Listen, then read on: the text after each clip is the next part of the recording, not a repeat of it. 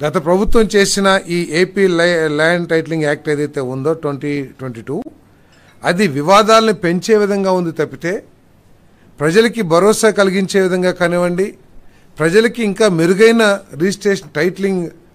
విధానాన్ని తీసుకొచ్చినట్టు కానీ ఎక్కడ లేదని చెప్పేసి మనం చేస్తామండి. ఏదైతే చట్టం తీసుకొచ్చిందో గత ప్రభుత్వం అది రెవెన్యూ వ్యవస్థల్ని, ఇప్పటికి అమల్లో ఉన్న రెవెన్యూ వ్యవస్థల్ని, రిజిస్ట్రేషన్ వ్యవస్థల్ని, అదేవిధంగా ల్యాండ్ రికార్డ్స్ వ్యవస్థల్ని పూర్తిగా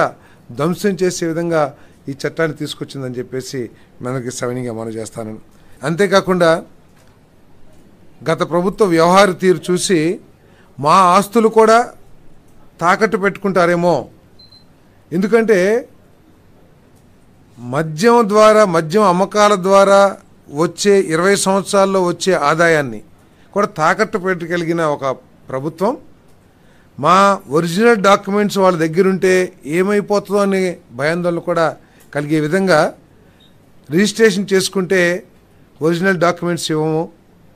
జిరాక్స్ కాపీలు మాత్రమే ఇస్తాము అని చట్టాన్ని రూపొందించారంటే మరి ఎటువంటి భయంకరమైన చట్టాన్ని వాళ్ళు తీసుకొచ్చారో ఒకసారి ఆలోచించాలని చెప్పేసి మనం చేస్తామని నేను. మరి దాని మూలంగా ఈరోజు ఇదే చట్టం ఉండేటైతే గనక టైటిల్ రిజిస్ట్రేషన్ ఆఫీసర్ జారీ చేసే జనరల్ పవర్ ఆఫ్ అటార్నీ, ఇప్పటికే గిఫ్ట్ డీడ్లు, ఇంకా వేరే డీడ్స్ ఉంటాయి కదండి, గిఫ్ట్ డీడ్స్,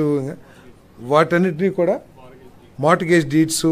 వీటన్నిటిని కూడా మళ్ళీ రిజిస్టర్ చేసుకోవాలని కూడా ఎప్పుడో మనకి తాతలో లేకపోతే ఎవరో గిఫ్ట్ డీడ్లు ఇచ్చుంటారు, వాటన్నిటినీ కూడా మళ్ళీ రిజిస్ట్రేషన్ చేసుకోవాలని చెప్పేసి కూడా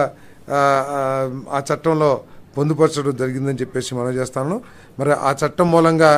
ప్రజల ఆస్తులకి రక్షణ లేదని చెప్పేసి భావించి మరి ఎవరైనా సరే చిన్న కంప్లైంట్ ఇస్తే, ఎందుకంటే టైటిలింగ్ రిజిస్టర్ ఆఫీసర్గా ఒక ప్రభుత్వ అధికారి, ఉన్నతాధికారి పనిచేస్తాడని చెప్పని చట్టం రేపు ప్రభుత్వం నామినేటెడ్ విధానం ద్వారా ఇస్తే అదే ఎవరొకళ్ళు ఉద్దేశపూర్వకంగా ఇబ్బంది పెట్టాలనే ఉద్దేశంతో రాజకీయ కారణాలతో ఆ ఆస్తిని వివాదాస్పదం చేస్తే ఎటువంటి దిక్కులేని పరిస్థితి ఉండేదని చెప్పేసి మనం చేస్తాను. ఆ వివాదాన్ని పరిష్కరించడానికి ఎటువంటి మళ్ళీ ఆర్డీఓనో లేకపోతే లోవర్ కోర్ట్సో లేకోకుండా నేరుగా హైకోర్టుకి వెళ్ళాలంటే ఎటువంటి ఇబ్బంది ఉండేదో కూడా ఒకసారి ఆలోచించామని చెప్పేసి మనం చేస్తాను. దానికోసం ఈరోజు మరి ఆ చట్టాన్ని రద్దు చేసామని చెప్పేసి కూడా మరి చంద్రబాబు నాయుడు గారి ప్రభుత్వం, కూటమి ప్రభుత్వం